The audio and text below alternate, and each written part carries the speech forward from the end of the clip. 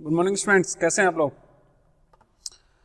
तो आज हम लोग का जो टॉपिक है वो है टेस्ट के ऊपर। डिफरेंट टाइप के टेस्ट जो हैं आपके सिलेबस में हैं उस पर हम लोग डिस्कस कर लेते हैं, ठीक है। उससे पहले चैनल सब्सक्राइब ना किया हो तो वो कर लिया करें, ये ऑब्वियसली एक ही बार करना होता है, और लाइक कर दिया करें हर एक वीडियो को, अच्छा रहेगा। चलिए ठीक है, तो टेस्ट पर हम लोग आते हैं आज के, और टॉपिक है टेस्ट। आपका कोई टेस्ट नहीं हो रहा है, टेस्ट क्या है ये, इसके अंदर क्यों क्या हो रहा है जरा वो समझे पहले, उसके बाद हम लोग आगे बढ़ेंगे। सिलेबस में हमारा टी टेस्ट है, एफ टेस्ट है, काई स्क्वायर भी है, एनोवा भी है, इसके अलावा और भी टेस्ट है, वो शायद आपके सिलेबस में नहीं है, नहीं कहीं और यूज होंगे, ठीक है। जेड है, बहुत से टेस्ट हैं आप लोगों के। तो सबसे पहले टेस्ट क्यों और कब यूज हो रहा है, क्या है ये, हो क्या रहा है, जरा ये समझे पहले। आप लोग टेस्ट मालूम पड़ा ना, क्लास टेस्ट, यूनिवर्सिटी टेस्ट, आप लोग एक पूरे सेमेस्टर में या पूरे ईयर में, सपोज मैथ की बात करें तो मैथ की एक बुक या कभी कभी 2 बुक भी स्टडी करते हैं, जिसमें लगभग सपोज मान लो 1000 क्वेश्चंस है। इसके अंदर दूसरी बुक में 1000 है, तो 2000 टोटल आपने क्वेश्चंस किए। 2000 क्वेश्चंस में से एग्जाम में 2000 नहीं आते, 2000 में से आपको 20 या 30 ऐसे क्वेश्चन आ जाते हैं। मान लीजिए 20 आ गए, ठीक है, 25 कर लेते हैं, चलिए 25, तो 2000 में से 25 ही आए हैं। और ये जो प्रोसेस यहां से हमने ये लिया है, इसको बोलते हैं सैंपल। कुछ मैं अगर इसको थोड़ा टेस्ट को आगे बढ़ाऊं तो इसमें 2 टॉपिक आते हैं, एक पॉपुलेशन, एक सैम्पलिंग। मैं कुछ बेसिक कॉन्सेप्ट पे भी जाऊंगा और रीजन भी बताता चलूंगा कि क्यों कब हो रहा है। तो बात चल रही थी वाई क्यों यूज हो रहा है, ये सब चीजें, उसी बीच में ये टॉपिक भी आ गया। तो मैं बता दूं, ये जो टोटल 2000 क्वेश्चन थे, इसको बोलते हैं पॉपुलेशन। पॉपुलेशन या यूनिवर्स।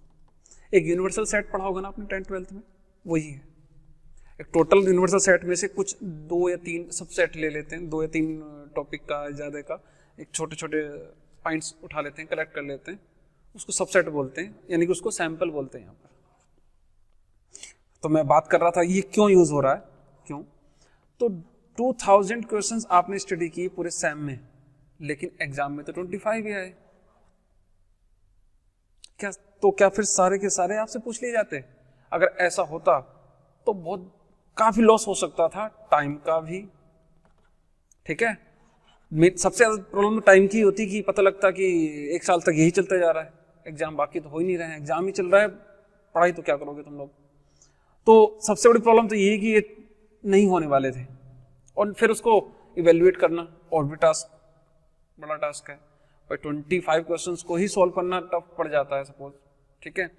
तो ये काफी जरूरी हो जाता है। भाई का क्वेश्चन मिला आपको आंसर कि भाई ये क्यों जरूरी हो जाता है टेस्टिंग किसी भी चीज की, कि वो कम टाइम में आपको टोटल, अगर आपने 25 क्वेश्चन कर दिए तो ये मान लिया जाता है कि आपको 2000 भी कर लोगे, यानी आप पे 100% नॉलेज है। अगर 25 ना करके 20 कर पाते हो, 15 कर पाते हो, 10 कर पाते हो, उसी के रेशियो में हम मान लेते हैं कि यस 2000 यानी कि पूरे सेम में जो पढ़ा उसका इतना % आप पे आता होगा। वो अलग बात है कि आप लोग 3 यूनिट पढ़ के चले जा रहे हैं, 2 या 1, वो अलग चीज है। कभी कभी 10 ही क्वेश्चन कर गए, 10 के 10 आ गए, वो बहुत रेयर केस में होता है, ठीक है। तो ये चीज टेस्टिंग बहुत जरूरी बनती है, नहीं तो टाइम ही वेस्ट होता रहेगा। कुछ और एग्जाम्पल भी ले सकते हैं आप लोग, बहुत रियल वर्ल्ड प्रॉब्लम पे आप लोग के आसपास भी होती रहती होंगी। जैसे अभी कोरोना केस चल रहा है, कोरोना केस में टेस्टिंग मोड में है, अब तो वैक्सीन लगने लगी, और टेस्टिंग मोड में स्टार्टिंग में क्या था कि चेक करना था कि वैक्सीन ठीक भी है या नहीं। तो क्या कंपनी एक बार में इंडिया के इधर कन्याकुमारी से लेके कश्मीर तक एक साथ सबको पहले टेस्टिंग मोड में सभी को लगा देती वैक्सीन, और उसके बाद कहती अरे सॉरी गलती हो गई है, तो गलत लगा दिया। तब तक तो उनको इफेक्ट पड़ सकता था, साइड इफेक्ट भी हो सकता है, बहुत कुछ हो सकता है। तो उससे तो काफी लॉस हो गया, टाइम तो गया, मनी भी प्रॉब्लम, जो मनी गई वो गई, लेकिन सबसे बड़ी प्रॉब्लम है तो जिसके लिए कर रहे थे वो तो बेकार हो गया सारा। तो टेस्टिंग बहुत जरूरी है, सबका टेस्ट नहीं। जैसे बहुत पुराना एक सुना होगा आपने, जो अगर राइस है, चावल पक रहे हैं, तो स्टार्टिंग के ऊपर के 2-3 चावल चेक कर लीजिए, अगर वो पके हुए हैं तो सारे पके हुए हैं, नहीं तो नहीं। अगर क्या कोई पर्सन सारे के सारे चावल को निकाल के चेक करके देखेगा, सबको ऐसे पकड़ पकड़ के ऐसे करके इधर, तो फिर बचेगा क्या? तो टेस्टिंग इंपॉर्टेंस है, इंपॉर्टेंट तो है ही, और उसकी वैल्यू भी है। मतलब ऐसा नहीं है कि अगर आप इसको छोड़ के आगे बढ़ोगे तो बहुत मुश्किल हो जाएगी। अगर टेस्टिंग करें ही ना तो फिर उसके मीनिंग भी आप जानते हो। एग्जाम में अगर टेस्ट ही, आपका एग्जाम ही नहीं हो रहा है, तो फिर कैसे ग्रेड देके आपको पास करें? राइस में अगर ये नहीं पता चल रहा चावल का कि पके हुए कच्चे हैं, तो कच्चे पक्के ही सर्व कीजिए और वैसे ही खाइए, ठीक है। इसके अलावा बहुत से एग्जाम्पल है, मैं और देता हूँ छोटे एग्जाम्पल। ये स्टार्टिंग की स्टोरी छोटी मोटी जो मैं आज स्टार्ट कर रहा हूँ, इसको जरा ध्यान से सुन लीजिए। हो सकता है 5 मिनट से 10 मिनट्स में स्टार्ट करूँ, ये चलता रहेगा। ये आपके सभी टेस्टों में काम आएगी, T test, chi square, F सब में। वहां पर मैं इन पर डिस्कस नहीं करूंगा। आज बेसिक कॉन्सेप्ट है टेस्ट का। टी टेस्ट इसके एंड में स्टार्ट होगा। ये टी टेस्ट से पहले का पोर्शन है जो आपको हेल्प करेगा पूरे ही टेस्ट में, टी, काई, एनोवा, एफ सभी में। क्यों हो रहा है, कैसे हो रहा है, समझ के चलिए, ठीक है जी। तो हम लोग बात कर रहे थे टेस्ट के ऊपर, तो मैंने आपको बताया रीजन कि भाई ये जरूरी है, नहीं तो इसके बिना तो बहुत मुश्किल हो जाएगी। 1-2 एग्जाम्पल दिए मैंने, फिर आगे देता हूं मैं। सपोज कोई एक बड़ी फैक्ट्री है, कंपनी है, कोई कंपनी है बड़ी, आप लोग का क्लास में एसी लगा हुआ है या आपका फैन है, ये सब कंपनियां हैं। लैपटॉप मैं यूज़ कर रहा हूँ, तो लैपटॉप बनाने वाली कंपनी है। तो ये क्या करती है, मैन्युफैक्चर करती है काफ़ी बड़े नंबर्स में प्रोडक्ट को, लाखों में, करोड़ों में, और फिर बाद में ये उनको सेल करती है ऑब्वियसली। लेकिन उससे पहले ये टेस्टिंग मोड में जाता है प्रोडक्ट, वो चेक करते हैं कि ठीक है या नहीं। लेकिन क्या वो हर एक प्रोडक्ट को टेस्ट कराएंगे? तो हर एक को टेस्ट नहीं कराया जाता। एक सैंपल लिए जाते हैं, 2 या 4 या 10 या 20, उनको टेस्ट कराया जाता है। अगर वो टेस्ट में पास हो जाते हैं तो पूरा ही स्लॉट पास हो जाता है, फिर हम आगे उसको फॉरवर्ड कर देते हैं। समझ रहे हो? टेस्टिंग इतनी ज्यादा इंपॉर्टेंट है। विदाउट टेस्टिंग किया फिर क्या होगा? कंपनी ने बना दी लैपटॉप, सपोज लैपटॉप बना के और डिस्ट्रीब्यूट कर दिए, सेल कर दिए। डिस्ट्रीब्यूट क्यों करेंगे, वो सेल कर दिए। सेल करने के बाद वो तो प्रॉब्लम आनी शुरू हो गई उसमें। अब प्रॉब्लम आने लगी तो सब बिजनेस ही बंद हो जाएगा। इससे अच्छा है कि पहले ही चेक कर लो, इतना नाम तो ना खराब हो। पता लगा नाम और खराब हो गया, फिर तो कुछ होने वाला नहीं है। तो टेस्टिंग बहुत जरूरी है, और हमारे आसपास में बहुत जगह सब लोग टेस्टिंग करते हैं। पेन यूज करते हैं ना, पेन चला के पहले देख लेते हैं, अच्छा चल रहा है, ठीक है, ये टेस्टिंग है। फिर टेस्टिंग ही है, और ये बहुत जरूरी बनता है। अगर मैं यहाँ ना लिख के सीधा फॉर्म पे लिखना शुरू कर दूं, ये सपोज रेड कलर का चल रहा है और फॉर्म पे मैंने लिखा नेम लिखना शुरू कर दिया, सौरभ, कैपिटल में लिखते हैं generally, Saurabh, dot dot dot. अब ये तो रेड में लिखा गया, अरे ये क्या हुआ, रेड में नहीं लिखना था फॉर्म भरते वक्त। तो पहले टेस्टिंग में ऐसे करके चला लेते ना कहीं पे, अच्छा ये तो ऐसे चल रहा है। खरीदने भी जाते होंगे ना पेन, तो ऐसे, अरे सही चल रहा है, हाँ ठीक चल रहा है। सिंपल सा एग्जाम्पल दिया मैंने, ठीक है। नहीं तो घर आके टेस्ट करते तो हो, घर आके चेक कर लेती हूँ, ये देख लो ऑनलाइन खरीदा मैंने अभी, तो चेक करें ठीक है नहीं। 7 डेज की ही रिप्लेसमेंट वारंटी है इसकी, 7 दिन में हम इसको वापस कर देंगे, सिस्टम को, मोबाइल को, वगैरह वगैरह। तो टेस्टिंग तो करते हैं सब लोग, ये बहुत जरूरी बनती है। ये हमारा टाइम भी बचाती है, मनी बचाती है, मतलब हमारे लिए तो बहुत ही अच्छी चीज है। चलिए अब आगे बढ़ते हैं, और अब हम लोग थोड़ा आगे बढ़ के टेस्टिंग थोड़े हाई लेवल की करते हैं। ये तो हमने किया कि रेड पेन चला के देख लिया, रेड चल रहा है, हमने अब चेक किया नहीं, दूसरा चला के देख लिया, ओहो ये तो येलो सा चल रहा है। तो ये तो हुआ बहुत छोटे लेवल पे। लेकिन बड़ी बड़ी कंपनियां क्या करती हैं, ये टेस्टिंग करती रहती हैं। तो क्या वो भी ऐसे चला के देखेंगी या कुछ है, या फिर वो इंक भी देखेंगी सब वगैरह वगैरह, या सिस्टम को खोल के देखेंगी? तो उनके पास एक पूरी टीम होती है, वो एक टीम चेक करती है, सैंपल लेती है, सैंपल लेबोरेटरी में जाता है, अगर वो पास तो पूरा ही स्लॉट पास, नहीं तो फेल। ये सब होते हैं। उन सब चीजों में कुछ टर्म है, कुछ बेसिक है, कुछ फॉर्मूले हैं, वो सब चीजें हैं, वो अब आगे में पढ़ाऊंगा। तो अब टेस्टिंग में सबसे पहले जो टेस्ट है वो है टी टेस्ट। मैं टी टेस्ट कराऊंगा, उसके बाद एफ टेस्ट, फिर काई स्क्वायर और एनोवा लास्ट में। ये 4 टॉपिक मैं कराने वाला हूं।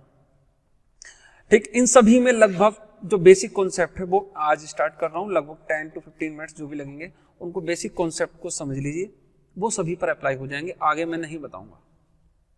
नंबर 1, सबसे पहले ऑब्वियसली टेस्ट लग रहा है तो कोई सा भी लग सकता है ना टेस्ट, ठीक है भाई। टेस्ट में टेस्ट मैच भी हो सकता है आपका, T20 भी हो सकता है एक मैच, इस तरह कोई मैच कोई सा भी हो सकता है तो वो सभी तो समझ के बात कर चलिए कि कोई भी मैराथन टेस्ट भी कर सकते हैं। आपका 15 मिनट्स का 15 मिनट का टेस्ट भी क्लास टेस्ट हो सकता है, आपका 3 आवर का यूनिवर्सिटी टेस्ट भी हो सकता है, वो भी एक टेस्ट है। आपको मैंने घर के लिए दे दिया कि बेटा कल को फर्स्ट यूनिट तैयार करके आइए, तो फर्स्ट यूनिट केवल 1 यूनिट का टेस्ट, 1 यूनिट में मैंने 2 क्वेश्चन दिए आपको, तो फर्स्ट यूनिट जो कंप्लीट हुई वो हुई यूनिवर्सल सेट, जिसको यहां पर बोलेंगे यूनिवर्स या पॉपुलेशन, समझ लीजिए बात को। और उनमें से 2 ही क्वेश्चन दिए, वो है सैंपल। अब वो 2 क्वेश्चन कौन से थे वो आपको भी नहीं मालूम था, तो वो 2 सैंपल है। अगर 2 कर दिए तो मैं कहूंगा वाह भाई वाह, गुड, बहुत अच्छे बच्चे, बहुत अच्छे। और नहीं तो कहेंगे, और बच्चा कह रहा सर मैंने 2 ही छोड़े थे भाई, ये वाले नहीं आते बाकी सब आते हैं। नहीं भाई, 0%, अब तो 0% नॉलेज हो गई आपकी, उन्हीं से है सब कुछ, ठीक है। इसमें हाँ लॉस भी हुआ आपका थोड़ा बहुत, लेकिन बेनिफिट तो बहुत ज्यादा है। क्या मैं पूरी की पूरी यूनिट के क्वेश्चन ही दे दूं तुमको, पूरा लेक्चर सुबह से शाम तक मैं ही ले लूं?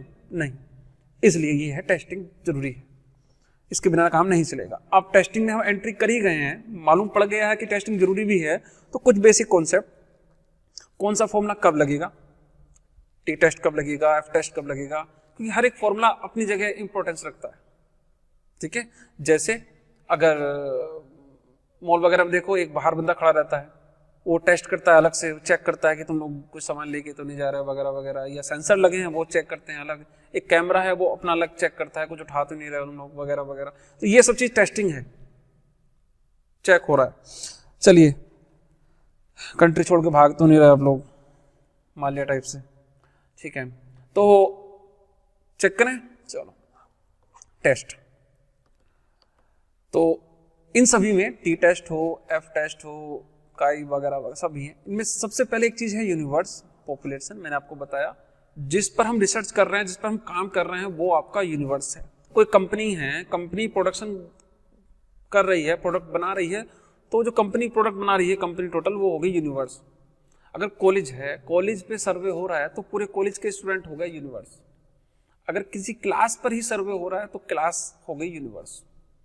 यूनिवर्सल सेट की तरह बिहेव करता है, ये मान के चलो यूनिवर्सल सेट, उसको यूनिवर्स या पॉपुलेशन कहते हैं। ध्यान रखिए, पॉपुलेशन वर्ड क्योंकि कुछ और होता था, आप लोग समझते हो, लेकिन यहां पर उसको यूनिवर्सल सेट कहेंगे। पॉपुलेशन मतलब जनसंख्या वाला सिस्टम नहीं है ये यूनिवर्सल सेट को पॉपुलेशन बोलते हैं। यहां बड़ी कंफ्यूजिंग होती है, ठीक है। क्लास में 30 स्टूडेंट हैं तो 30 के 30 ही यूनिवर्स हैं, भले से कम है लेकिन यूनिवर्स हैं। 30 में से 2 को खड़ा कर लो, चलो बेटा खड़े हो, बताइए जरा कि क्लास ली थी आपने, तो 2 हो गए सैंपल। और ये इस प्रोसेस को जो होते हैं उसको बोलते हैं सैंपलिंग। ये 2 चीज काफी इंपॉर्टेंट है, इसको समझ लीजिए, मैं नोट कर देता हूं। An aggregate of object under the study is called population of या यूनिवर्स। और सैंपलिंग में a finite subset of universe, universe में से कुछ फाइनाइट सबसेट, उसको कहते हैं सैंपल, और इसी प्रोसेस को कहते हैं सैंपलिंग। यहाँ the process of selecting a sample, कुछ सैंपल ले लिए, मैंने ले लिए, आपने ले लिए, ये प्रोसेस चल रहा है, इसको बोलते हैं सैंपलिंग। और सैंपल का साइज मतलब आपने कितने उठाए हैं, सैंपल साइज। जैसे खाने पीने में पहुंच जाइए, फिर चेक कर ले में कैसा है खाना, तो पता लगा खाने में पूरा लंच कर डाला, तो ये सैंपल साइज है। भाई सैंपल साइज का मतलब, सैंपल यानी टेस्टिंग का मतलब है कि आप 1-2 टेस्ट कर लो, फिर बताओ हाँ भाई अच्छा है। अब तुम सैंपलिंग में पूरा खाना खा जाओगे तो गड़बड़ हो जाएगी। तो सैंपल साइज को ऐसा नहीं कि पॉपुलेशन से मैच करा दो, सैंपल साइज भी 30 ले लो और ये भी 30, ऐसा मत करो। कभी पूरा लंच ही कर डालो, डिनर कर डालो, उसके बाद कहो ठीक है अब नेक्स्ट वर्किंग डे, मतलब नेक्स्ट डे देखेंगे आपका होटल, ठीक है। चलिए, तो सैंपलिंग हो गया, ये आगे बढ़ते हैं थोड़ा सा। एक होता है लेवल ऑफ सिग्निफिकेंस। जैसे मैं अभी लंच की डिनर की बात कर रहा था, टेस्टिंग मोड में काफी बार, हर बार तो नहीं, काफी बार होता है कि सर चेक कीजिए बहुत अच्छा है, मिठाई लेने गया मिठाई वाला, सर चेक कीजिए बहुत अच्छा है, तो अब वो कहेगा बहुत अच्छा है सर, बहुत अच्छा है सर, लेकिन आप कहोगे इतना भी अच्छा नहीं है, ठीक है, तो कुछ ज्यादा ही तारीफ कर रहा है, लेकिन ठीक है, अच्छा है, अच्छा है। लेकिन कुछ परसेंट का डिफरेंस है, नेग्लेक्ट कर सकते हो तुम उसे कुछ परसेंट के, लेकिन फिर सोचते हो नहीं यार इतना भी अच्छा नहीं है, लेकिन ठीक है, सो है तो। लेकिन अगर आप बहुत ज्यादा नॉलेज रखते हैं इस मायने में और चेक करते ही समझ गया पूरा टोटल, जरा सा भी इधर उधर नहीं कर सकते, अच्छा इसमें तो नहीं 2% की प्रॉब्लम आ रही है मुझे, नहीं 2% को मैं इग्नोर नहीं कर सकता, तो ये इग्नोर करने वाली लेवल ऑफ सिग्निफिकेंस, कितने परसेंट तक आप उसको इग्नोर कर सकते हैं। जिसको ज्यादा कुछ समझ नहीं होती वो सोच ठीक है चलो पैक करो वगैरह वगैरह, ठीक है। और significance means the percentage risk to reject null hypothesis. Null hypothesis क्या होता है मैं आगे बात करूंगा, और लेवल ऑफ सिग्निफिकेंस पे फिर आता हूँ, फिर आगे आके फिर बताता हूँ। एक एग्जांपल और देता हूँ लेवल ऑफ सिग्निफिकेंस। रिजेक्शन को कहते हैं, जैसे आप क्रिकेट खेलते हैं, मैच खेला कभी, और क्रिकेट मैच में गली मोहल्ले में, ठीक है, आगे आता हूँ जरा मैं साफ यहाँ हाइपोथेसिस पे बात करूंगा, पहले लेवल ऑफ सिग्निफिकेंस फिर से बता दूं। सपोज गली है, गली में यहाँ घर है, यहाँ पर घर है, इस साइड में भी बने हुए हैं, यहाँ क्रिकेट छोटे से पिच बना ली बच्चों ने, यहाँ खेलना शुरू कर दिया। अब आपने क्या एक रूल बनाया कि बेटा अगर इधर बॉल गई ना तो आउट है, और इधर भी बॉल गई तो आउट है। लगभग 5% का एरिया इधर का, लगभग 5% का एरिया इधर का, और 5% का लगभग इधर का एरिया, 10% एरिया में नहीं जानी चाहिए, नहीं तो आउट। ये है रिजेक्शन एरिया, ये है लेवल ऑफ सिग्निफिकेंस। ये पहले बताई जाती है कि भाई यहाँ नहीं जानी चाहिए, गेम के बीच में नहीं। अब बहुत बार लड़ाई होती है, अब चले कि यहाँ क्यों बॉल डाल दी तूने, तो यहाँ तो आउट था, ये मुझे तो नहीं बताया आपने, अब तो आउट है, तो लड़ाई चल रही है। तो ये पोर्शन आपका पहले बताया हुआ है। अगर बाई चांस गली ऐसी है, इस साइड में बने हुए हैं, इस साइड में कोई प्रॉब्लम नहीं है, ये आप खेल रहे हैं ऐसे, तो इधर बॉल जा रही है कोई प्रॉब्लम नहीं, इधर 5% की प्रॉब्लम है, लेफ्ट साइड में एक कह सकते हैं, राइट में कोई प्रॉब्लम नहीं है। तो रिजेक्शन को नेग्लेक्ट करने वाले को लेवल ऑफ सिग्निफिकेंस बोलते हैं। ये परसेंटेज पहले बताया जाता है गेम स्टार्ट होने से पहले, नहीं तो गड़बड़ हो जाएगी। ऐसे ही टेस्ट में पहले ही बताया जाएगा कितने परसेंट आप लोग ले सकते हो, ठीक है। चलिए अब आते हैं हाइपोथेसिस पर। तो टेस्टिंग चल रही है, क्यों टेस्टिंग जरूरी है वो बताया मैंने, सैंपलिंग बताया मैंने। अब टेस्टिंग के लिए कुछ चीजें जरूरी हैं। सबसे पहले हाइपोथेसिस बहुत ज्यादा जरूरी है, null hypothesis very very important. बहुत छोटा सा होता है, बहुत सिंपल सा होता है, लेकिन उतना ही ज्यादा टेढ़ा होता है, घुमा फिरा, मतलब परेशान हो जाओगे पूरी 4 इसमें। कहने के लिए कुछ नहीं है, अब बहुत कुछ है। इसको समझ लिया, समझो काफी कुछ हो गया, मतलब हो ही गया लगभग। हाइपोथेसिस पहले सिंपल मीनिंग में आते हैं, 1-2 एग्जाम्पल लेता हूं, फिर मैं आता हूं अपने टेस्ट पर। हाइपोथेसिस हिंदी में कहें या इंग्लिश में कहें एजम्पशंस, क्या मान के चल रहा हूं किसी के बारे में, ये बच्चा बहुत अच्छा है, ये मान के चला मैं, तो ये मेरा हाइपोथेसिस है। ये बच्चा वीक है मैथ में, ये मेरा हाइपोथेसिस है। वो अलग बात है कि वो शायद वीक ना हो, मैं उसका टेस्ट लूं, फिर देखते हैं, ठीक है। ये बच्चा तो क्लास में ही नहीं आता है, अटेंडेंस चेक करनी पड़ेगी वगैरह वगैरह। तो ये हाइपोथेसिस हैं, आप किसी के बारे में मान के चल सकते हो। जैसे मैंने 1-2 एग्जाम्पल लिए अभी, राइस वाला। भाई आप लोगों के राइस पके हुए हैं, आजकल तो कुकर है पता नहीं चलेगा, एक पुराना एग्जाम्पल है। और सपोज वो राइस बन रहे हैं, काफी पॉपुलर है इसलिए मैं इसको यूज करता हूँ। राइस है, राइस में से 2 या 3 को ऐसे उठा के देखिए, उठाने से पहले आपके मन में क्या सोचा था, क्या माना था, वो होता है हाइपोथेसिस। आपने सोचा होगा अच्छा पके होंगे ना तो ऐसे हो रहा होगा, पके नहीं होंगे तो टाइट होंगे थोड़े से, ये आपने पहले माना, जो आप मान के चलते हो वही होता है हाइपोथेसिस। आज बारिश आ सकती है, ठीक है, ये मान के आप चल रहे हो ना, पड़ोसी नहीं, तो आपके लिए वो हाइपोथेसिस है। दूसरा कह रहा नहीं बारिश नहीं, तो ठीक लग रहा है मौसम, फिर बारिश होगी या नहीं होगी वो बात की बात है। तो जो आप मान के चल रहे हो वो होता है हाइपोथेसिस, ठीक है। अब हम क्या हाइपोथेसिस मानेंगे वो अलग बात है, क्वेश्चन टू क्वेश्चन वेरी करेगी, लेकिन जो आप मान के चलते हो उसको बोलते हैं नल हाइपोथेसिस, ठीक है। और इसमें थोड़ा डीपली जाऊंगा मैं आराम से। और इसके उल्टा जो होता है उसको बोलते हैं अल्टरनेट हाइपोथेसिस। इसको H0 से डिनोट करते हैं, इसको H1 से करते हैं, ठीक है। हाइपोथेसिस कोई भी मान सकते हो। नल हाइपोथेसिस में क्या मानते हैं, हल्का सा आइडिया दूंगा अभी। वो होता है यहां पर लिखा भी है which is tested to possible rejection under the assumption that is true. हम ये मान के चलेंगे कि सही है और उसको रिजेक्ट करने की कोशिश करेंगे। तुम फेल हो ये मैंने मान के चला था, लेकिन फिर पास होने के लिए बात करेंगे। जैसे तुम कह रहे हो कि मैं पास हो जाऊंगा या मेरे 100% आ जाएंगे यार, तो मैं कहता हूँ अच्छा 100% आ जाएंगे, यस ट्रू, लेकिन मैं तुमको फेल करने के लिए, रिजेक्ट करने के लिए काम करूंगा। मैं तुमको 2 क्वेश्चन दूंगा, आप फेल हो गए तो बस वहीं पे कह दूंगा बेटा देखा नहीं है तुम्हें नॉलेज। अगर वो दे दिए तो वाह ठीक, फिर ट्रू है। तो यानी कि हम मान के चलेंगे, उसको फिर रिजेक्ट करने की कोशिश करते हैं। तो नल हाइपोथेसिस H0 से डिनोट करते हैं, H1 कहते हैं ऑल्टरनेट हाइपोथेसिस। ऑल्टरनेट हाइपोथेसिस जो इसकी उल्टी होती है, जो ऊपर माना उसके नीचे। ये इतना भी सिंपल नहीं है कि मैंने एक लाइन बताई और आपको समझ में आ गया हो। इस पर और मैं 1-2 एग्जाम्पल देता हूं और फिर आपको धीरे से समझ में आना स्टार्ट होगा नल हाइपोथेसिस। एक एग्जाम्पल पूरे इसको नहीं डिफाइन कर सकता है और ना ही 100% प्योर इसकी डेफिनेशन ये कह सकते हैं। ठीक है, मैं लेता हूं जरा भी और सेंस समझाने की कोशिश कर रहा हूं कि हाइपोथेसिस क्या होनी चाहिए किसी भी क्वेश्चंस की, किसी भी प्रॉब्लम की। तो ये था आपका hypothesis, alternate hypothesis. Level of significance वही चल रहा है सब कुछ, हाइपोथेसिस पे फिर आऊंगा मैं आगे। ठीक है, ये कॉन्फिडेंस लेवल था। चलो पीछे आते हैं फिर से, तो हाइपोथेसिस फिर बात कर लेते हैं। देखिए एक एग्जांपल और उठाता हूं पुराना में। 10th-12th में आपने एक पढ़ा होगा, √2 is a rational number, irrational number पूछा था। सो दैट √2 ये irrational number, prove that, so that, ये 10th या 12th में था। और सभी फैकल्टी ये मान के चलती थी कि let √2 is a rational number.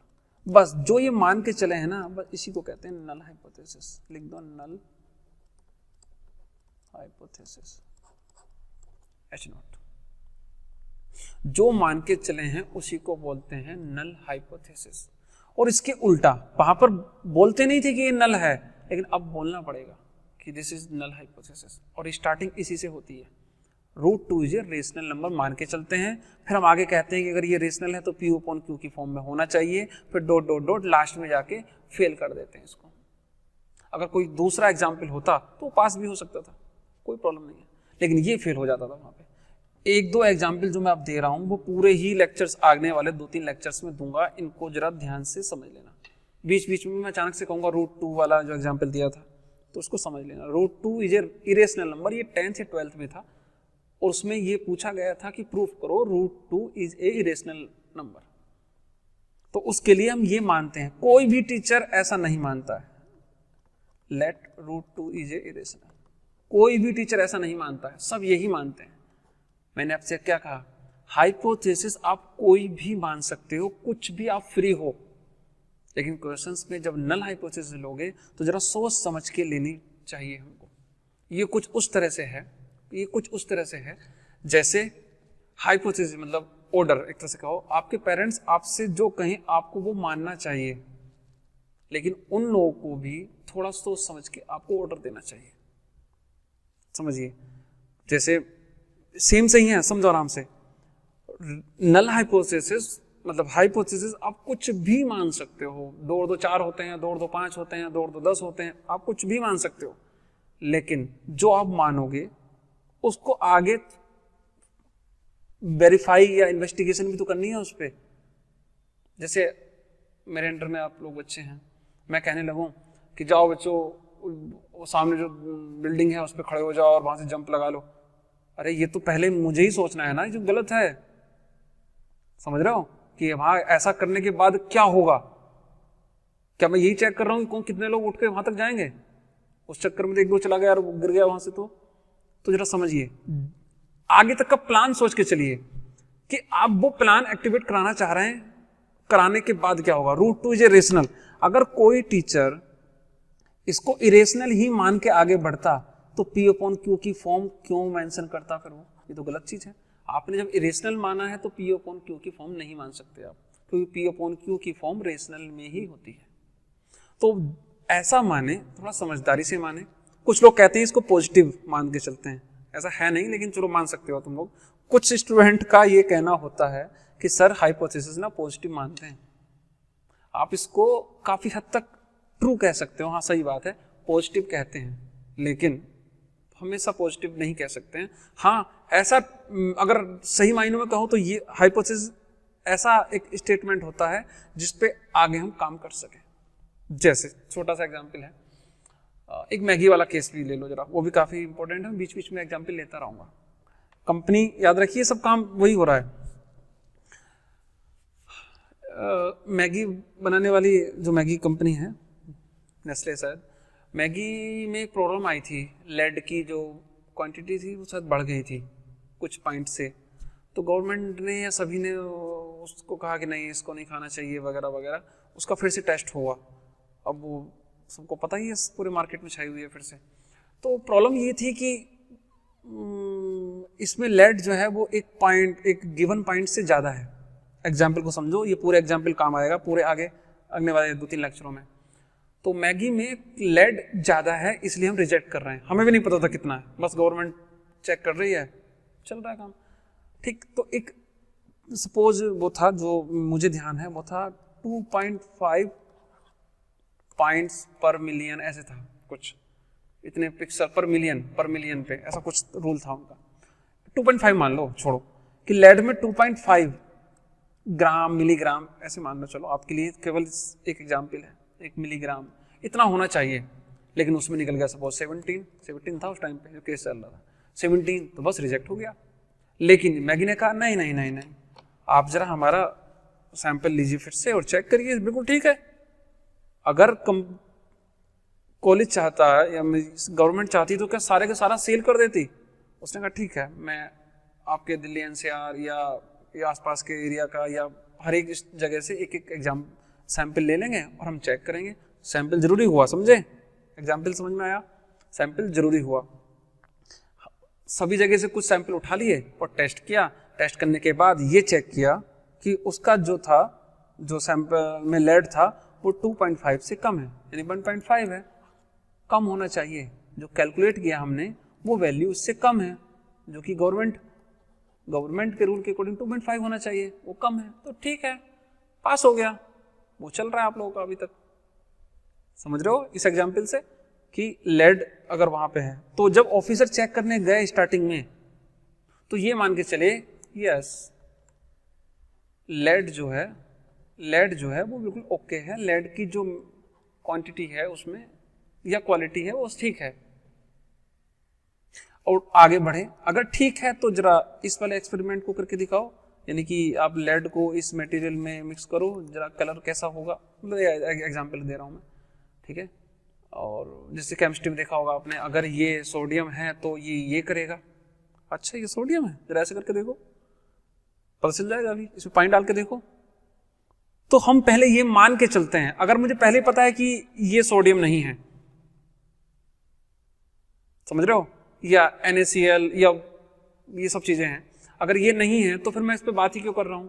हम बात कर रहे हैं, दैट मीन्स ये अगर है तो मैं मानूंगा यस ये सोडियम है, मैं इस पे ये डालूंगा पानी या कोई लिक्विड और इसका कलर ऐसा होना चाहिए, ये होना चाहिए वगैरह वगैरह। केमिस्ट्री का टॉपिक है, थोड़ा अलग है मैथ्स से, लेकिन एग्जाम्पल ले सकते हैं। तो हम मान के चलते हैं, तो ये हुआ नल हाइपोथेसिस। उसका उल्टा होता है अल्टरनेट हाइपोथेसिस। तो ध्यान रखो, हम हाइपोथेसिस कोई भी मान सकते हैं, कुछ भी मान सकते हैं, उल्टा सीधा कुछ भी, लेकिन बेटा जो मानोगे उसको फिर आगे बढ़ने के लिए चाहिए भी हमें काम। जैसे ये विंडो है सामने, मैं कह रहा हूं कि इस विंडो के नीचे साइड में बहुत ज्यादा गहरा है, बेटा मत जाना, ये मेरी हाइपोथेसिस है, ठीक है। एक बच्चा कह रहा है नहीं सर सामने तो रोड है, बाहर निकलते ही रोड है, कोई प्रॉब्लम नहीं आएगी, ठीक है। तो दूसरा कह रहा है सर रोड है, और मैं कह रहा हूं कि नहीं रोड नहीं है, ये 3री या 4थी मंजिल है और यहां से गिर जाओगे। अब मैं ही मना कर रहा हूं और मैं ही जाके विंडो से जंप लगा दूं कहूं, तो सबसे बड़ा बेवकूफ तो मैं ही हुआ कि जब मना कर रहा हूं कि विंडो के बाहर में काफी गहरा है नीचे, और फिर मैं उल्टा काम भी कर रहा हूं। तो जो मैं कह रहा हूं तो सोच समझ के बोलना चाहिए ना मुझे। दूसरा बच्चा गलत कह रहा है, गलत था, नीचे गहराई है, लेकिन उसने कहा नहीं सर, समझ रहे हो बात को। अगर मैं कहने के बाद भी मैं जा रहा हूं तो मैं गलत हूं। जो कुछ कह रहा हूं उसके अकॉर्डिंग काम करना चाहिए। अगर मैं कह रहा हूं कि गहराई है तो फिर मुझे आगे नहीं बढ़ना चाहिए, गहराई समझ के चलिए। तो जो कुछ मानो जरा सोच समझ के और उस पर काम हो सके, इसलिए जनरली उसको यस करके चलते हैं, पॉजिटिव। मैं आपको ट्रिक भी बता दूंगा, वो आप करना है। तो ये हो गया नल हाइपोथेसिस, इसका होता है अल्टरनेट हाइपोथेसिस। ठीक है, कितना टाइम हुआ जरा देखें, काफी टाइम हो गया। चलिए आगे बढ़ते हैं। अल्टरनेट हाइपोथेसिस इसी टाइप का है आपका, अल्टरनेट हाइपोथेसिस का उल्टा हो जाता है। चलिए जल्दी से बढ़ाएं, नहीं तो बहुत टाइम हो गया है। ये मैंने एक बताया आपको, जैसे मैंने क्रिकेट मैच खेलना है, ये बाउंड्री में अगर बॉल गई तो आउट, तो ये होता है रिजेक्शन एरिया, ये अल्फा से डिनोट करता है। ठीक है, ये अगर राइट साइड में ही है तो इसको रिजेक्शन एरिया बोलते हैं। इसकी बहुत ज्यादा जरूरत नहीं पड़ेगी, लेकिन हाँ काफी हद तक पड़ जाएगी। चलिए बेसिक कॉन्सेप्ट सब खत्म है, दिख रहे होंगे आप, 30 मिनट्स हो गए लगभग। तो बेसिक कॉन्सेप्ट ही इतने टाइम में आया है। अब आपको फॉर्मूला बेस है, फिर कोई टेंशन नहीं है, समझिए। Number 1 T test. मैं टी टेस्ट के 2 पार्ट कर देता हूं क्योंकि लेंथी हो गया है। ठीक है, एक पार्ट में कर दूंगा आज में, और आज में मैं करूंगा इस वाले में 1 सैंपल को लेके, और टी टेस्ट 2 सैंपल के लिए भी काम करता है। इसके लिए वो छोटा सा अलग से कर दूंगा मैं। चलिए कर देते हैं। तो टी टेस्ट, इसको स्टूडेंट टेस्ट भी बोलते हैं। इसको जो था WS गोसेट ने रिसर्च की थी, तब उसको निकाला था। इन्होंने ही इसका नाम स्टूडेंट टेस्ट या स्टूडेंट डिस्ट्रीब्यूशन या स्टूडेंट टी टेस्ट रखा था, क्योंकि अपने नाम से जहाँ ये जॉब करते थे वहाँ पर अपने नाम से काम नहीं कर सकते। आपने देखा काफ़ी बार आप कहीं काम कर रहे हो और आपने दूसरा काम भी कहीं और कर रहे हो बाई चांस, तो कहेंगे अच्छा फिर वही काम कर लो आप। तो ये सिस्टम था। तो जहाँ जॉब करते थे वहाँ पर अपने नाम से नहीं कर सकते थे, इसलिए इन्होंने सोचा स्टूडेंट के लिए है तो स्टूडेंट टेस्ट रख दो इसका नाम। चलिए, इसका फॉर्मूला होता है टी टेस्ट का x बार minus mu upon S upon root n। मैं लिख देता हूं और फिर डीपली बताना शुरू कर देता हूं क्या क्या है। यहां पर जो s है वो होता है ये SD। ये जो x बार है, यहां से समझिए, x बार वो है मीन ऑफ सैंपल। 2 चीजें, एक सैंपल है और एक पॉपुलेशन है। यानी एक कंपनी है, कंपनी बहुत बड़ी है, उसका प्रोडक्शन चल रहा है और उसमें 2 ले लिए, 10 ले लिए, 20 ले लिए, वो है सैंपल। दूसरी बात, टी टेस्ट जब लगेगा तो ध्यान रखिए सैंपल साइज 30 या 30 से कम होना चाहिए। आप कहीं पे चेक करने जा रहे हो, चेकिंग करने जा रहे हो, तो 30 ही प्रोडक्ट उठाइए, 30 से ज्यादा नहीं तो टी टेस्ट नहीं लगेगा। आगे बढ़ते हैं। तो ये टी टेस्ट का फॉर्मूला हुआ। म्यू है पॉपुलेशन का मीन, मैं फिर लिख देता हूँ। आगे दूसरा, एक्स बार है सैंपल का मीन, म्यू है पॉपुलेशन का मीन। दोनों मीन है, दोनों ही एवरेज है एक तरह से, लेकिन ये सैंपल का मीन है, ये पॉपुलेशन का मीन है। एन जो है वो सैंपल का साइज है, स्मॉल एन। एक और होता है कैपिटल एन। कैपिटल एन होता है पॉपुलेशन का साइज। इसकी फॉर्मूले में जरूरत नहीं है, लेकिन हो सकता है। कैपिटल एस है स्टैंडर्ड डेविएशन ऑफ पॉपुलेशन। एक और कह सकते हो स्मॉल एस। स्मॉल एस है सैंपल का एसडी। ये वाला पोर्शन मैंने केवल सैंपल के लिए रखा है, ये मैंने पॉपुलेशन के लिए रखा है। पॉपुलेशन मतलब यूनिवर्सल सेट, जो बड़ा वाला सेट है, और सैंपल मतलब जो हमने 10-20 उठाए हैं वहां से वो। तो एक्स बार हो गया आपका सैंपल का मीन, सैंपल का साइज, ऐसे म्यू हो रही है। यहाँ कैपिटल, यहाँ स्मॉल है तो यहाँ कैपिटल, डॉट डॉट डॉट। ठीक है। अगर बाई चांस इसमें एक फॉर्मूला और है, अगर एस की वैल्यू, ये वाली वैल्यू हम नहीं निकालते हैं और एग्जाम में पहले से गिवन हो, तो फॉर्मूला थोड़ा चेंज हो जाता है। If the S D of sample, देखो मैंने कहा स्मॉल एस, यहाँ पे स्मॉल एस और लिख लो। अगर स्मॉल एस पहले से गिवन है तो कैपिटल एस निकालने की जरूरत नहीं है, डायरेक्ट रख दो यहाँ कैपिटल एस की जगह स्मॉल एस, और एन की जगह कर दो n-1। फॉर्मूला लगभग वैसा ही है। देखो ध्यान से, एक्स बार है म्यू है, एक्स बार है म्यू है, एस और रूट यहाँ एन है, बस 2 चेंज हुए हैं। कैपिटल एस की जगह स्मॉल और स्मॉल एन, सॉरी n-1 हो गया एन की जगह। ये फॉर्मूला ये तब लगेगा अगर एस पहले से गिवन है तो। मैं एक एग्जांपल ले लूंगा, राइट। स्मॉल एस और कैपिटल एस के बीच में ये रिलेशन भी होता है, इसको भी नोट कर लो, ये आगे चल के एनओ वगैरह में या एफ टेस्ट में काफी यूज होगा। ठीक है, नंबर 1। चलिए, ये एप्लीकेशन है। अब मैं जल्दी से आगे बढ़ता हूँ और क्वेश्चंस पे आते हैं जरा जी। ये हो गई रैंडम वेरिएबल पर टी टेस्ट का फॉर्मूला, ऐसे हो गया डिग्री ऑफ फ्रीडम वगैरह, ये मैं कल मतलब बताता हूँ आगे। ये मैं प्रोसेस बता दिया है, ये काफ़ी हेल्प करेगा आपको जब पीडीएफ मिलेगी। इसकी पीडीएफ नीचे से डाउनलोड कर लिया करें आप लोग। Process of hypothesis testing. Number 1, सबसे पहले हाइपोथेसिस मानिए, कोई भी टेस्ट हो, चाहे वो टी हो, एफ हो, कोई भी हो, सबसे पहले हाइपोथेसिस मानिए। उसके बाद लेवल ऑफ सिग्निफिकेंस, गेम खेलते वक्त बताते हैं ना, बॉल इधर नहीं जानी चाहिए, वो मालूम होना चाहिए कि 1% है, 5% है, इधर नहीं जानी चाहिए वो। उसके बाद फॉर्मूला लिखो, कौन सा टेस्ट लगना है, उसको सॉल्व करो, कैलकुलेट करो, उससे वैल्यू आ जाएगी, सपोज 2.5 आ गई सपोज। उसके बाद वो वैल्यू हम गवर्नमेंट की साइट पे जाके चेक करेंगे। अब गवर्नमेंट की साइट यहाँ नहीं चेक करनी, यहाँ हमको एक टेबल मिलेगी पहले से, ऐसे इस टाइप की, मैं दिखाता हूँ, इस टाइप की एक टेबल मिलेगी, मतलब इसको गवर्नमेंट की टेबल कह सकते हो आप, ठीक है। इस टेबल से आंसर कम होना चाहिए तो हमारा हाइपोथेसिस जो है वो ओके है, एक्सेप्टेड, नहीं तो रिजेक्टेड है। समझ रहे हो? यानी जो आंसर आएगा वो, ये मैंने प्रोसेस बता दिया है। पहली बार थोड़ा प्रॉब्लम हो रही होगी, नेक्स्ट 1-2 क्वेश्चन के बाद आपको ये बहुत अच्छे समझ में आएगा, मतलब ये एक प्रोसेस है। चलिए अब आते हैं आगे, मैं एक क्वेश्चन ले लेता हूं। The life time of electric bulb for a random sample of 10 sample ले लिए, बहुत अच्छी बात है क्योंकि 30 से कम ही होने चाहिए। From a large consignment give the following data. बहुत लार्ज कंसाइनमेंट था, बहुत बड़ी कंपनी थी भाई, बहुत बड़ी, अब बहुत ज्यादा में से 10 ही लिए हैं हमने। अब ये कह रहा है कि can be expect the hypothesis that the average life time of bulb is 4000। क्या ये जो बल्ब है 4.2 का मतलब है, 0 बाहर रखे इन्होंने, 4.2 का मतलब है 4200, ध्यान समझो जरा बात को, ये 0 हटा के रखे हैं इसने। 5.6 का मतलब है 5600, ये कोई बड़ा काम नहीं है, 5600, ठीक। तो वो ये कहना चाह रहा है, क्या कंपनी 4000 घंटे का लाइफ टाइम मान के चले इस चीज को? अब आप कहोगे 4, हाँ ठीक है, यहाँ भी ठीक है, ये 4 से कम है, ये ठीक है, ये भी ठीक है, ये थोड़ा कम है, ये थोड़ा कम है, ये 3 जगह प्रॉब्लम आ रही है। अब कंपनी भी कंफ्यूज्ड है कि 4000 घंटे, सॉरी हाँ 4000 का आर्क का जो लाइफ टाइम है उनकी बल्ब की, वो चलेगी या नहीं। जैसे आप लोगों ने सुना होगा, जो इलेक्ट्रिक जो एलईडी बल्ब हैं वो 10-10, 15-15 साल के लिए भी आते हैं, गारंटी लिखी होती है उसमें, ठीक है। तो ऐसे ही ये लोग ये चाहते हैं, ये बताना, कंपनी बल्ब बनाएगी और बल्ब में लिख देगी कि हमारा बल्ब खरीदिए 4000 घंटे का कम से कम एवरेज दे के चलती है, इससे पहले फ्यूज नहीं होगा, कंपनी को बेनिफिट मिलेगा इसका। लेकिन क्या उसको लिखना चाहिए? क्योंकि जो सैंपल उसने कुछ लोगों को बांटे थे, उन सैंपल का रिजल्ट ये है। अब कंपनी कंफ्यूज है, डिसाइड तो करना है मैनेजर को या किसी को कि भाई 4000 घंटे लेके 3.5 कर दें। 3.5 करते हैं अगर, तो प्रॉब्लम ये होगी कि बल्ब तो अच्छे थे हमारे, चल जाते, हमने कम लिखा जानबूझ के, सेल नहीं हुई।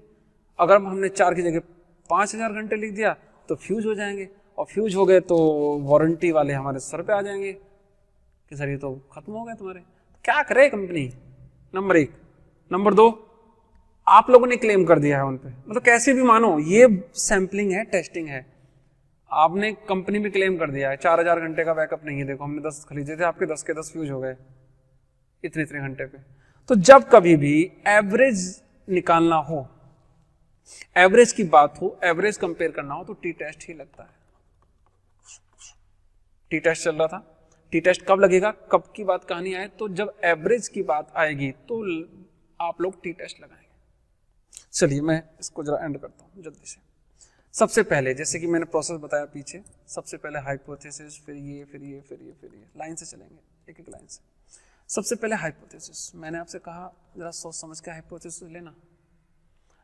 तो टी टेस्ट में हाइपोथेसिस ली जाती है, yes the average of this is equal, यानी यही सेंटेंस से उठा लो, क्या the average life time of bulb is 4000, तो आप लिखोगे yes average life time of electric bulb या जो भी बल्ब है इज 4000, यस मान लीजिए, इसको बोलते हैं नल हाइपोथेसिस।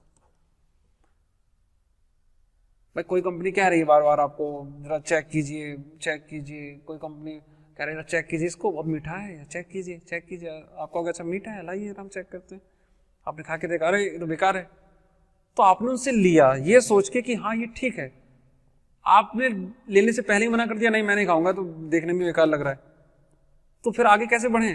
पहले ले लो ना उनसे, यस कहो, यस ठीक है मीठा है ना, लाओ दो अभी चेक कर लेते हैं, या सामने किसी को खिला दो, लो जी। तो मतलब चेक तो करना पड़ेगा। तो चेक करने से पहले आपको परमिशन देनी पड़ेगी, यस ठीक है, आओ जरा घर के अंदर आओ, बैठ के बात करते हैं। तो yes, average life time of electric bulb is 4000। अब मैं अपना फॉर्मूला लगा दूंगा, T equal to X minus mu X bar minus mu upon S upon root N.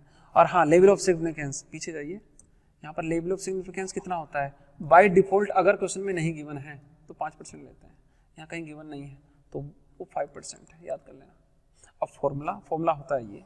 इस फॉर्मूले में क्या क्या चाहिए? नंबर 1 एक्स बार, मीन चाहिए। मीन कहां से निकलेगा? इन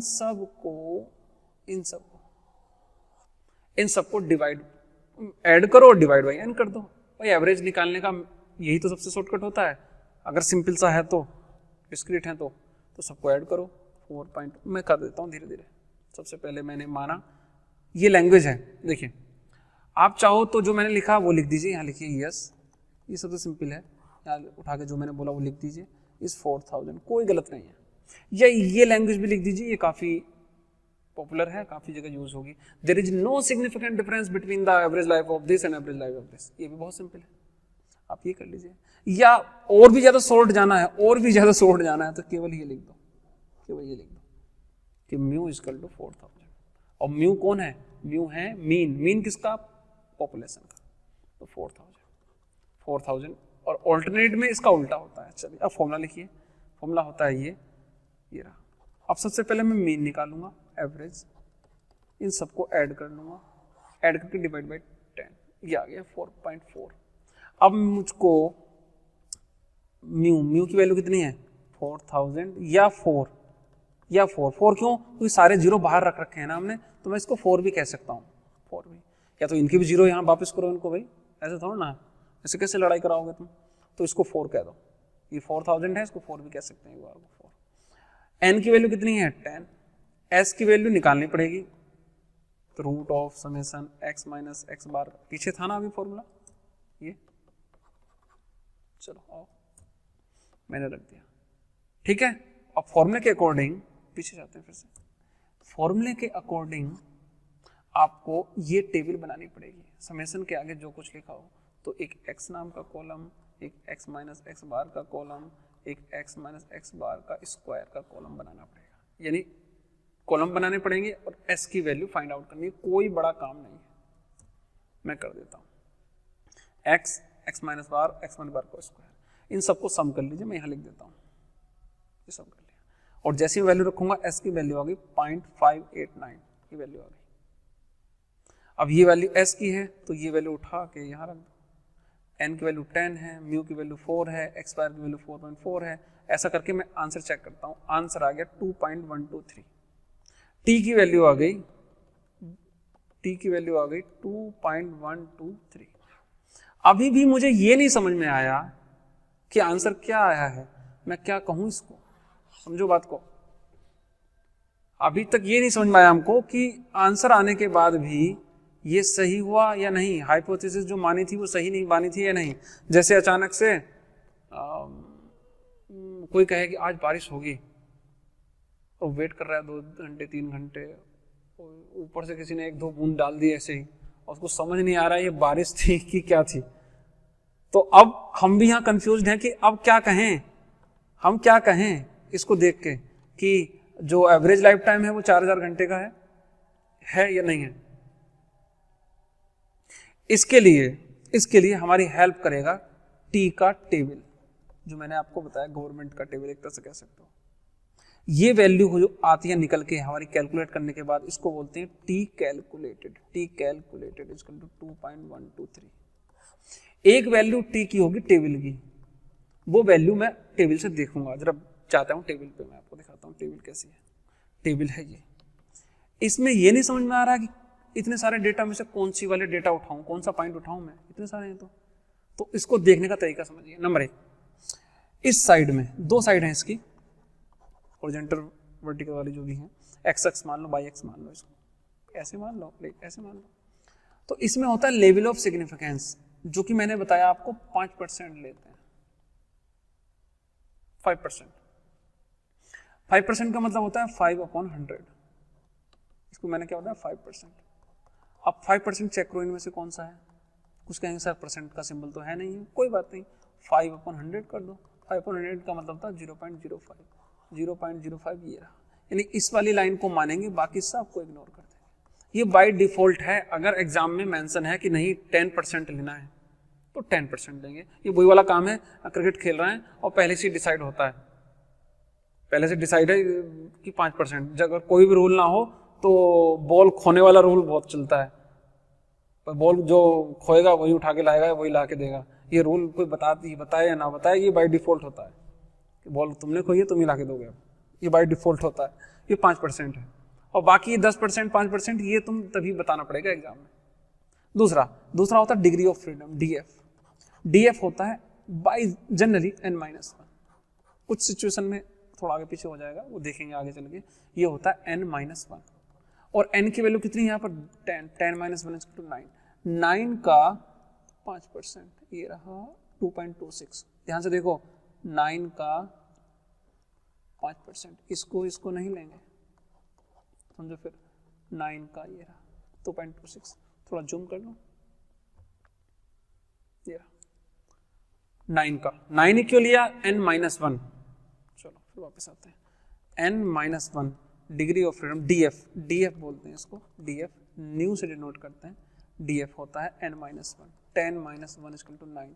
9 का 5% 2.26। अब मैं वहां जाके 2.26 लिख देता हूं, यहां लिख देता हूं 2.26। ये मैगी वाले केस जैसा हो गया।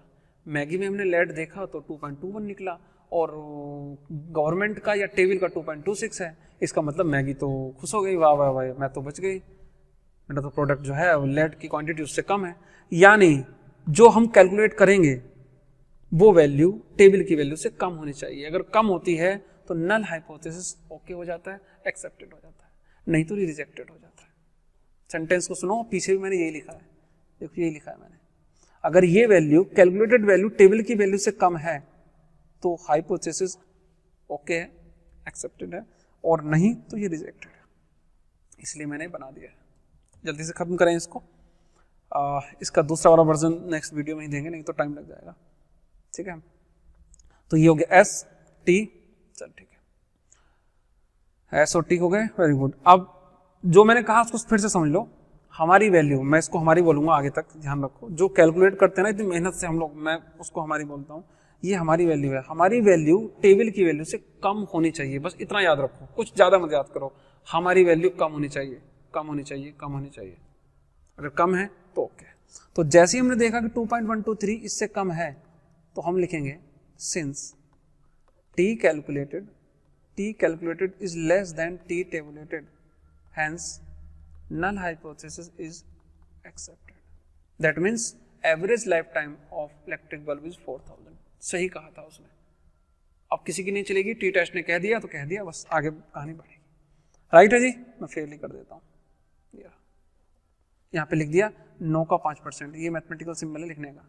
9 का 5% 2.26 लिख दिया। Since the calculated value of T is less than the tabulated value at 5%। इसका मतलब जो हमने माना था सही माना था। एक क्वेश्चन और ले लेते हैं जल्दी से। A sample of 20 items has mean 42, SD is 5। Test करना है हाइपोथेसिस क्या, that it is a random sample from a normal population with mean 45। Sentence को समझे। सैंपल साइज 20 है, एन की वैल्यू होगी 20। सैंपल का मीन 42 है, एक्स बार की वैल्यू होगी 42। उसका एसडी, सैंपल का एसडी, एसडी दो टाइप के होते हैं, एक स्मॉल एस, एक कैपिटल एस। स्मॉल सैंपल होता है, सैंपल का एसडी, कैपिटल होता है वहां पर। तो 40 एसडी हो गया 5 S, small S, small S. सब चीज आ गई, आगे बढ़ो। क्या टेस्ट करना है? It is a random sample from a population with a mean 45। 45 population का mean, mu equal to 45। Mu भी मीन होता है, एक्स बार भी मीन होता है। म्यू किसी कंपनी का मीन है, यानी कंपनी पॉपुलेशन का। ठीक है, जैसे आप बहुत अच्छे कॉलेज में पढ़ रहे हैं, आप एक बच्चा मिल जाए रास्ते में, उससे पूछें क्या हुआ बेटा, पढ़ाई वढ़ाई सही चल रही है तो, या कैसे रहे मार्क्स, मैं तो फेल हो गया, ठीक है। तो फिर एक डिसीजन आता है माइंड में, फेल हो गए उस कॉलेज से, फेल हो गए, गड़बड़ है क्या कॉलेज में, कॉलेज में पढ़ाई वढ़ाई नहीं होती, ठीक है। तो उस एक बच्चे से हम लोग आइडिया लगाना चाह रहे हैं कि कॉलेज में भी ऐसा होता है या नहीं, और उसके मार्क्स बहुत ज्यादा कम है, तो हम ये डिसीजन ले सकते हैं कि यार इतने नंबर कम नहीं आने चाहिए या इतने आ सकते हैं। तो वो ये कह रहा है कि 42 का मीन कितना है, मीन है 42 का एवरेज चल रहा है उनका, 42 का। क्या पॉपुलेशन वो कंपनी है वो 45 का बता रही है, क्या ये बराबर हैं दोनों, मतलब इसी का है ये, यही चेक करना है। सेंटेंस को समझो, ये थोड़ी होच पोच हो गई क्वेश्चन में। ए सैंपल ऑफ 20 आइटम, 20 आइटम है, n की वैल्यू 20, मीन है 42, SD 5 स्मॉल s की वैल्यू है। पूछा है क्या आप ऐसा मान सकते हो कि ये टेस्ट करना है कि ये जो सैंपल लिया गया है ये सैंपल उसी का है, जैसे मैगी वाले केस में है। मैगी ने क्या किया, थोड़ा ज़्यादा इंटेलिजेंट बनने की कोशिश कर रहा है, उसने क्या किया, सैंपल उठा दिए अपनी दूसरे कंट्री से, उठा के ले आया, इंडिया में आके दिखा दिए, चेक करो सर ये देखो बिल्कुल ठीक है। अब इंडिया वाले उनको चेक करेंगे, समझ रहे हो, और फिर हम चेक करके देखेंगे कि तुम्हारी कंपनी का जो हम खुद जाके उसने चेक किया और चेक करके देखा, अरे हाँ तो ठीक है। लेकिन कंपनी क्या करेगी, गवर्नमेंट कंपनी के ऑफिस में जाकर भी चेक करेगी और वहां कुछ गड़बड़ है। एक्यूरेट तो नहीं मिल सकता है 100%। अगर मैं एक पेपर आपको आज दे दूं और वो चेक कराऊं, आपके 80 मार्क्स आए, और वही पेपर मैं आपको 2 दिन बाद दूं या 3 दिन बाद दूं, तो फिर 80 नहीं आएंगे, कम या ज्यादा हो जाएंगे। अगर 85 हो गए तो मैं ये कहूंगा क्या कि आपको नॉलेज बढ़ गई है अचानक से, नहीं, वो लगभग बराबर ही है। तो वो यही कह रहा है कि 42 जो है वो क्या बराबर है ये सीखे। चलिए, तो सबसे पहले मानते हैं यस, मैंने वही कहा यस मानते हैं, यस द पॉपुलेशन मीन या सैंपल का मीन जो है वो 45 है, ठीक। अब फॉर्मूला क्योंकि एस गिवन है तो दूसरा लगेगा, दूसरा कौन सा, पीछे जाऊं, मैंने आपको बताया था अगर एस गिवन हो तो ये फॉर्मूला लगता है। चलो देखते हैं, जल्दी से खत्म करते हैं इसको। सबसे पहले वही n20 ये सब दे दिया। डिग्री ऑफ फ्रीडम 19 होगी, n-1, 19 का 5%, मैं चेक करूंगा।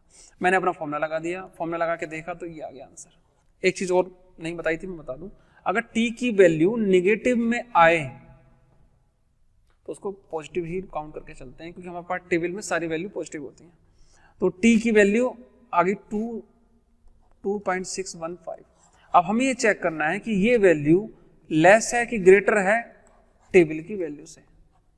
अब टेबल की वैल्यू में तो बहुत सी वैल्यू है, तो कैसे, 19 का 5%, 19 ही क्यों, क्योंकि यहाँ 20 आइटम्स थे, 30 से ज्यादा नहीं होने चाहिए, बिल्कुल ठीक 20 है, तो 20 का n-1 मैं चेक करता हूँ, 19 का 5% कितना हो गया, जरा पहुंचे, 19 है ये और 5% है ये रहा 2.09,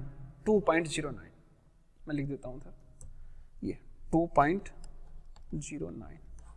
हम लोग की वैल्यू इससे ग्रेटर है, गड़बड़ हो गई, ग्रेटर नहीं होनी चाहिए थी। अगर ग्रेटर हो गई है तो कोई प्रॉब्लम नहीं, नल हाइपोथेसिस इज रिजेक्टेड। ये रिजेक्टेड है तो ऑल्टरनेट वाला हो गया। याद रखो ये एक दूसरे के उल्टे होते हैं।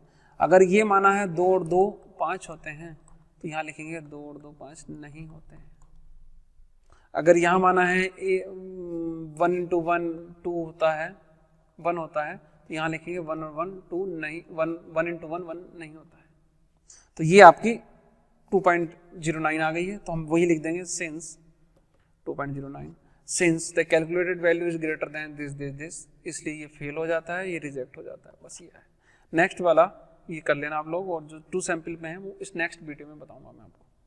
काफी लेंथी हो गई है, बेसिक चीजें भी जरूरी थी, तो बेसिक चीजें जरूर पढ़ लीजिए, नेक्स्ट में हम लोग आगे बात करते हैं। चलिए, कोई प्रॉब्लम है तो बताइएगा।